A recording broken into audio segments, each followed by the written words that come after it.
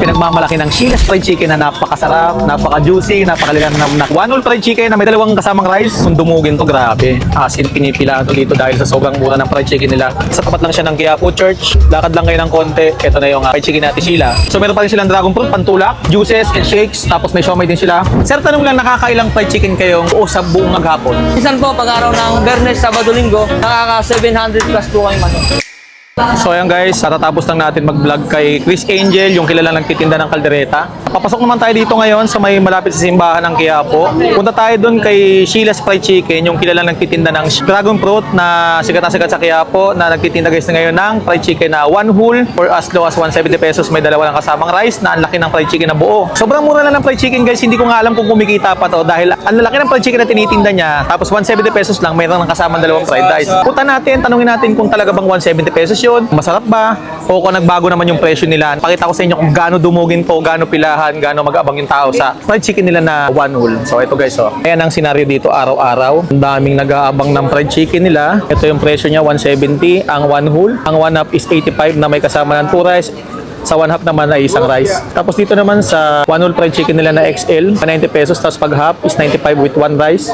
Pag jumbo naman, 210 may dalawang rice. Ayan guys. Tapos hindi mawawala pa rin yung kilalang dragon fruit ni Ate Sheila. So ganun pa rin, mag-aabang pa rin tayo dito at tanong natin sila kung gaano karaming fried chicken ang nabebenta nila sa buong araw. So let's go. Bossing, magandang hapon na ba? Hapon na. Tama. Hapon na sir, oy. Hapon na. Wala ba si Sir Raymond? Wala po siya sir. Si Ate Sheila? Wala rin po. Wala rin. Oy, paluto na yan ah. Opo sir. Sir, tanong lang, nakakailang fried chicken kayong buo sa buong maghapon? Depende po yun sir sa tao. Minsan po, pag araw ng Biyernes, Sabado, Linggo, nakaka 700 plus po kayong manok. Na fried chicken, 700 plus. Opo. Sa kilo, ilang kilo yun?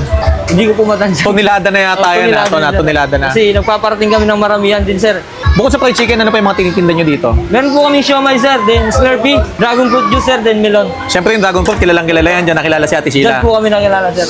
Actually, hindi kami nagsisirado sir. Luluto kami ng 7 po ng umaga. May luto na kami manok. 7 ng umaga? Opo. Pero hanggang gabi na kayo? Hanggang madaling Hanggang araw? may tao sir, nagluluto. Hanggang may tao nagluluto pa rin kayo? May manok pa rin kayo hanggang madaling araw? Opo. Tuloy-tuloy yun? Hindi kami nagtutuloy sir, bali nagka-cut off siya ng 11. Cut off ng 11 ng fried chicken? Opo. So simula naman ulit siya na 7. 7 ng umaga hanggang 11 naman. 11 na. O sige sir, at tingin naman ng fried chicken mo kung gaano kalaki yan sir. Ganito po siya sir. Okay, ang laki ng fried chicken. Nakita ko nga kanina nung niluto dun sa isang fryer, walang pirasong fried chicken. Opo. So yung timpla na yan, sarili yung timpla yan. Sarili po namin din. Sige sir, bigyan mo ko ng isang piraso para matimusan natin yung pinagmamalakin yung buong fried chicken. Sige po sir, bigyan kita. Ano po yan? Ganyan nakalaki yan. Opo. Ang laki ng fried chicken nila, fried chicken na nakatuwad.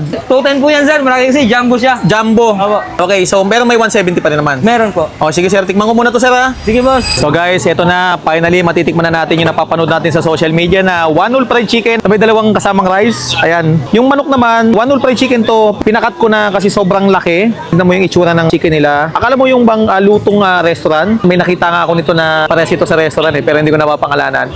Pero Kanto style fried chicken na one whole 170 pesos hanggang 210 depende sa sizes. Tapos may kasama ng dalawang rice. Guys, yung rice nila na pinipre, hindi yan guys yung mumurahin na rice. Kita nyo naman yung itsura ng rice nila. Talagang magandang klase. Guys, wala itong kasamang gravy or any sauce. So bahala na kayo maggumawa ng sarili ng sauce. So tikman natin yung legs nyo.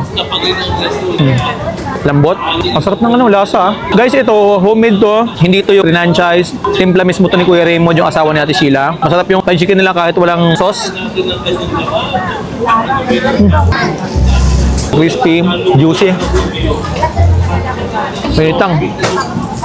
May tsura oh, yung chicken nila. Crunchy yung balat.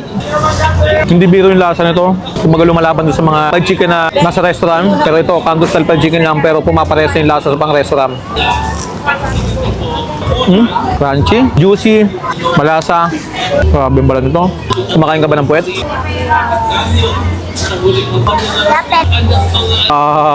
Legs ulit.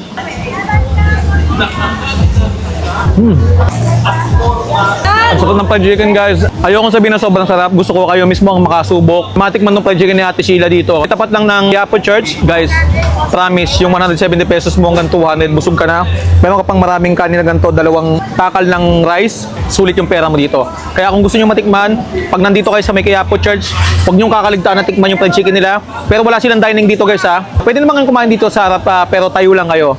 So meron pa rin silang dragon fruit, pantulak, mga juices and shakes, tapos may siomai din sila. Pero itong fried chicken talaga ang dinayo namin dito. So guys, dayo lang kayo, Sheila's Fried Chicken. Kita-kits tayo sa next food trip.